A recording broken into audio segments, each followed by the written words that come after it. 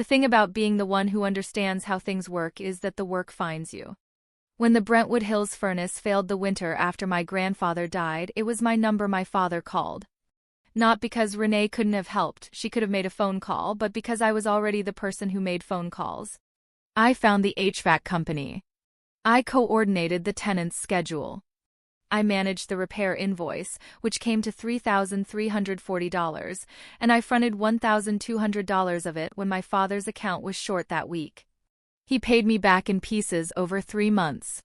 We didn't discuss it beyond that. The roof on the rental needed flashing replaced 2 years later. I researched contractors, collected 3 bids, recommended the middle one, and drove out to Brentwood Hills on a Saturday morning to let the crew in because my father's knee was bad and my mother doesn't like dealing with contractors. The repair took 4 hours. I sat in the car in the driveway reading depositions on my phone while they worked. When my parents' health insurance situation changed after my father's retirement, I spent 6 evenings building a spreadsheet of their options. I called the marketplace. I got on hold. I called back. My mother thanked me by telling Renee, in front of me, that Renee had always been the one with the warm heart, as if warmth and spreadsheets were a competition I had entered without knowing the rules. That is the shape of it. Not dramatic, not sudden. A long accumulation of weight distributed in one direction, held in place by the assumption that I would keep holding it. Renee sent gift cards when our parents had hard months. My mother kept them in a box and mentioned them to guests. I solved the hard months. Nobody kept that in a box. Something settled in my sternum over those years, not resentment, not exactly, not yet, more like the specific weight of a number that keeps adding up even when you stop writing it down. I told myself it was fine.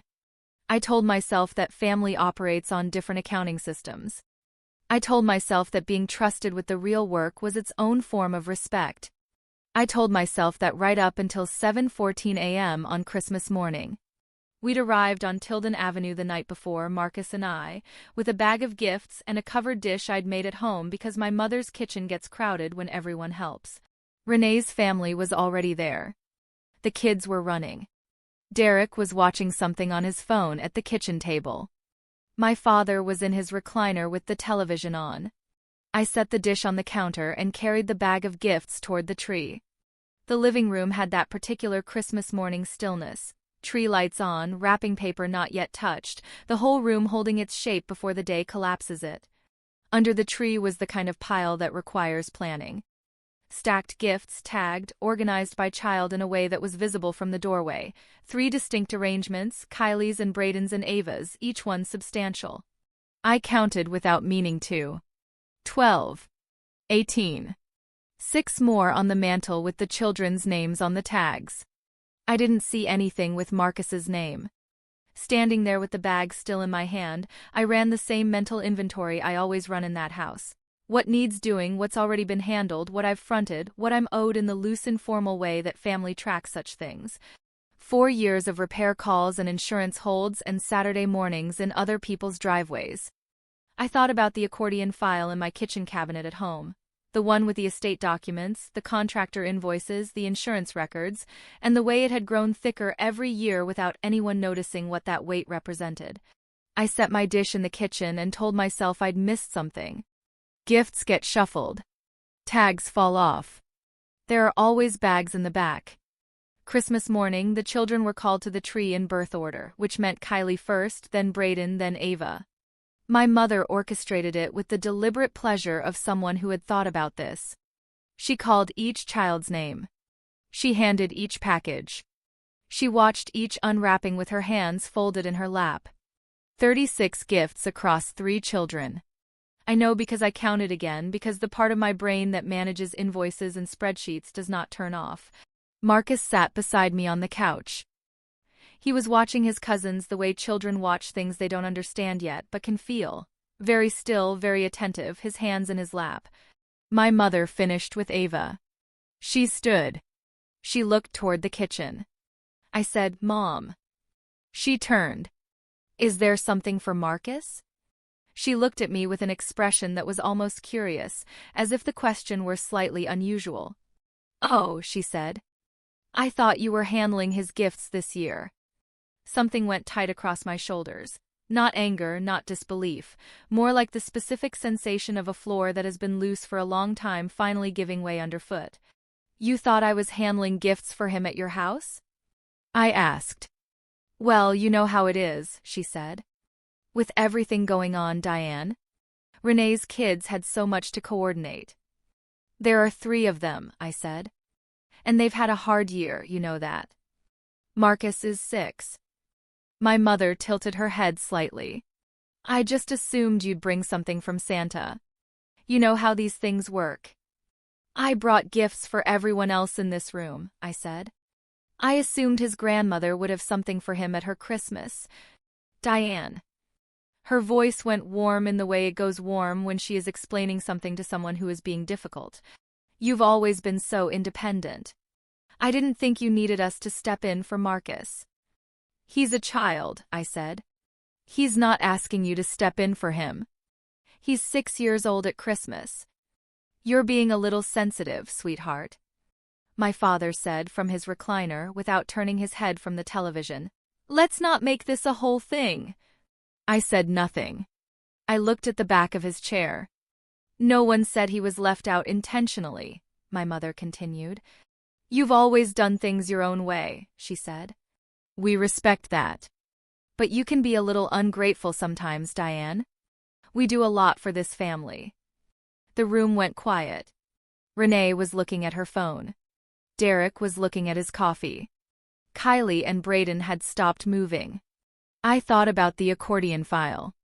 I thought about the invoice for $3,340 and the 6 evenings on hold with the marketplace and the Saturday in Brentwood Hills with deposition notes on my phone while someone else's contractors worked on my father's roof. I said very quietly, I understand. That was all. 2 words. I stood up. I got Marcus's jacket from the hook by the door. I crouched in front of him and worked the left zipper track back with 2 fingers the way I'd learned to, and it caught and I pulled it to his throat. I turned him toward the door. We're heading out, I told the room. Nobody stopped us. We drove south on 71. Marcus fell asleep before we hit the I-270 interchange. I had the radio off. I watched the road and the exit signs and let my mind do what it does on long drives, not spiral, not rehearse the argument, just settle. I had said what I said. My mother had said what she said. The room had been what it was. I stopped for gas at a station outside Gahanna, filled the tank, went inside and bought him a juice box and a granola bar for when he woke up. I paid $7.43. I got back in the car. I thought about the trust document on the drive back. Not the amendment procedure specifically. I had read it before months earlier, out of a kind of thoroughness I can't always explain, but the underlying question it represented. What the structure actually was, who it protected, what it assumed. My name was in it as trustee. That had not happened by accident. I had been the one who read the filings, asked the questions, and showed up to Richard Barr's office with a printed list of clarifications. My father had signed where he was told to sign. I took the exit for Brentwood Hills not because I needed to, but because the route home runs past the rental property and I wanted to see it. I drove past slowly. The porch light was on. The tenants had a wreath on the door.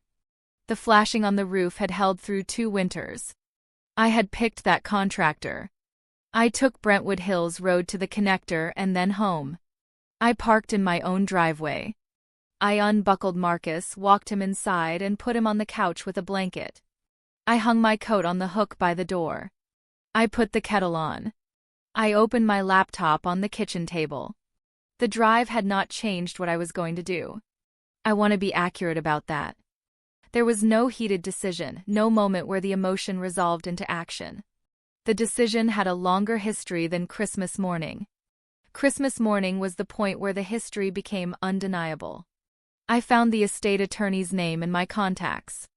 I opened the trust portal on the secondary tab I'd bookmarked 14 months earlier when the documents were first filed. I read the amendment procedure. It was 3 pages. I had read it before. I picked up my phone. The attorney's name was Richard Barr. I had his cell number because we had spoken 6 times over 4 years, and he had given it to me at our first meeting because, as he put it, I was clearly the one who would actually be calling. That had been a practical observation at the time. It turned out to be true in ways neither of us was tracking.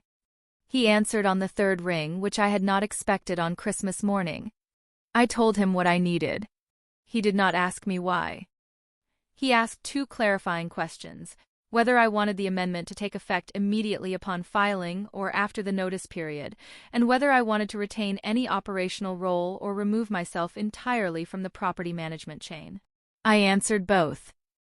He confirmed that as named trustee I had standing to file the amendment without my father's signature, because the original document's trustee modification clause required only notarized intent and 30 days' notice, a detail I had read in the original filing and remembered the way I remember all figures that matter.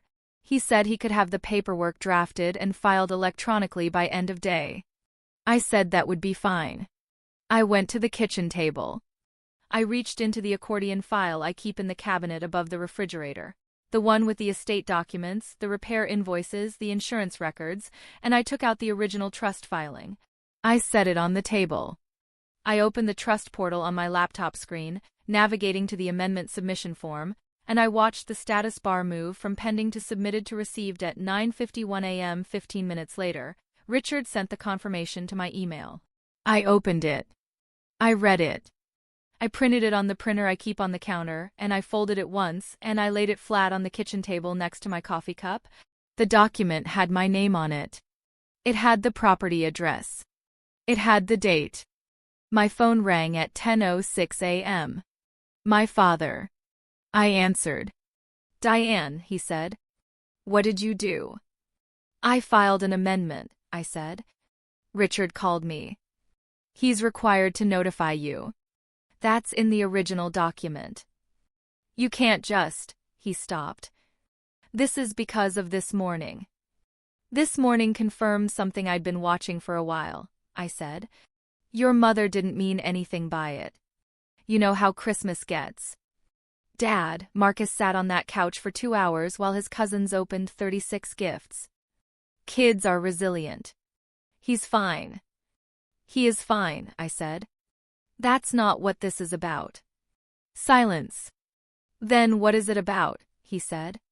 "It's about 4 years of repair calls and insurance holds and Saturday mornings in someone else's driveway," I said. "It's about the way that work was invisible until I stopped doing it." "You've always been good at that," he said. "Nobody asked you to take all of it on. Nobody asked me to, and nobody thanked me for it, and nobody noticed it until there was a problem. That is a pattern, not a coincidence." A pause. Then, with a shift in register that I recognized, the shift that comes before a request. "Listen, I was going to call you this week anyway.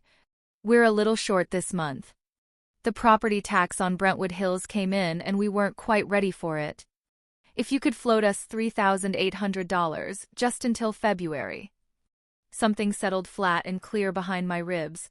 Not cold, not satisfaction, more like the specific sensation of a calculation completing itself. "No," I said. Silence. "Diane." "No, Dad. After everything we've done for you. You didn't get my son a single gift for Christmas. That is not. You called me ungrateful this morning. In front of your grandchildren. Your mother said that. I didn't. You said, let's not make this a whole thing. That was your contribution." Another silence, longer. "We're your family," he said. "You are," I said. "And I've handled every repair invoice, every insurance question, every contractor Saturday for 4 years because I wanted to be useful to this family. I've done that without asking for acknowledgement or thanks. That's not what I'm asking for now. But I'm also not available for the $3,800. The property tax." "You have a property manager option," I said. "Richard can recommend someone. Or you can handle it the way I've been handling everything. You figure it out." I heard him exhale. "This is what you do," he said. "You've always had to be right." "I'm not trying to be right," I said. "I zipped my son's jacket and walked out of your house because there was nothing else to do. The amendment was a separate decision I made with a clear head. Those are the facts.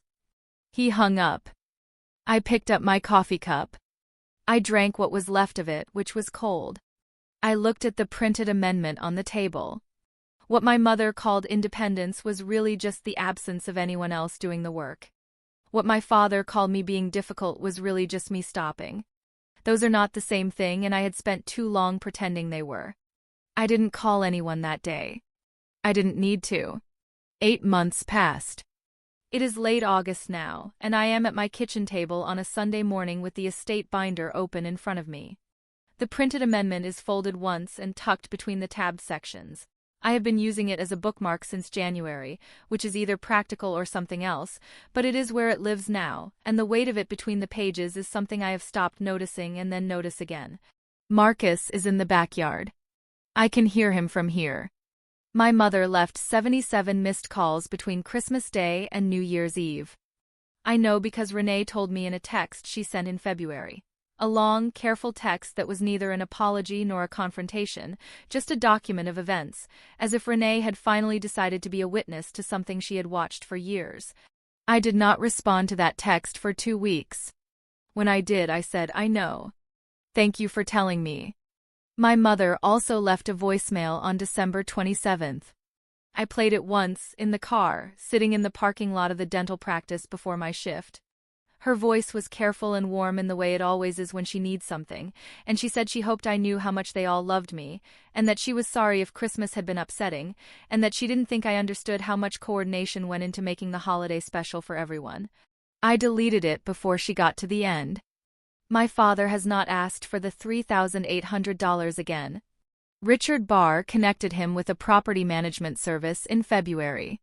The Brentwood Hills rental runs through them now. I received a formal notice removing me from the operational contact list, which I filed in the accordion folder without comment. The dental practice had its best billing quarter on record this past spring. I built the new scheduling system from scratch, which freed up 11 hours a week across the 3 dentists. One of them gave me a card that said thank you and meant it. Marcus started 1st grade. He has a teacher he loves and a best friend named Calvin, and a clear opinion about which cereal is correct, which he shares at length on weekday mornings. He is fine. More than fine. He was fine on Christmas morning too. Children absorb less than we fear and more than we hope, and he has not mentioned it.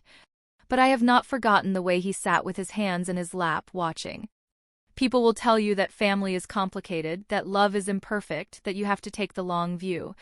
They are right about all of that. But complicated is not the same as inevitable, and imperfect is not the same as acceptable, and the long view includes the view from where you stand now. The amendment is still in the binder, folded once. It is not a weapon, and it was not revenge. It was a decision I made at a kitchen table on Christmas morning with a clear head and cold coffee, and I have not needed to make it again. If this story stayed with you, if you've sat across from a table that didn't have your name on it, share it with someone who would understand. Sometimes that's the only acknowledgement any of it ever gets.